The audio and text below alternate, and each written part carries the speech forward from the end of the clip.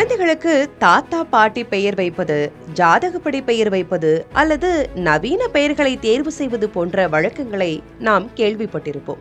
ஆனால் பிறக்கும் குழந்தை எத்தனாவது குழந்தை என்பதன் அடிப்படையில் பெயர் வைக்கும் ஒரு விசித்திரமான பாரம்பரியம் இந்தியாவின் சில பழங்குடியின மக்களிடம் காணப்படுகிறது. இந்தியாவில் எங்கு இந்த வழக்கம் உள்ளது, ஏன் இப்படி பெயர் வைக்கிறார்கள் என்பதை இந்த காணொளியில் பார்க்கலாம். அருணாச்சல பிரதேசம் மற்றும் அசாம் மாநிலங்களில் வாழும் லிசு மற்றும் சிங்போ பழங்குடியின மக்களிடம் பிறக்கும் குழந்தையின் பிறப்பு வரிசையை அடிப்படையாக கொண்டு பெயர் வைக்கும் பாரம்பரியம் காணப்படுகிறது.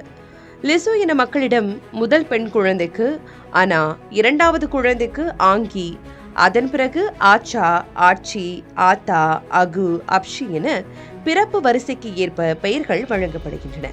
அதேபோல் ஆண் குழந்தையாக இருந்தால் முதல் குழந்தைக்கு அபு, பின்னர் அடு, அக்கி, ஆச்சி, அதி, ஆயு, ஏகே, அப்ஹி என பிறப்பு வரிசைப்படி பெயரிடும் வழக்கம் இருப்பதாக கூறப்படுகிறது.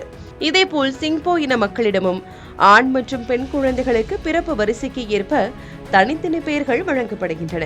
அதாவது ஒரு குழந்தையின் பெயரை வைத்தே அந்த குடும்பத்தில் அது எத்தனையாவது குழந்தை என்பதை அறிய முடிவதே இந்த பாரம்பரியத்தின் சிறப்பாக கருதப்படுகிறது. ஒரே பிறப்பு வரிசையில் பிறந்த குழந்தைகளுக்கு ஒரே பெயர் வரக்கூடும் என்பதால் அந்த பெயருடன் குடும்ப பெயர், மூதாதையர் பெயர், குல அடையாளம் அல்லது கிராம பெயர் போன்றவற்றையும் இணைத்து பயன்படுத்தும் வழக்கமும் இருப்பதாக சொல்லப்படுகிறது.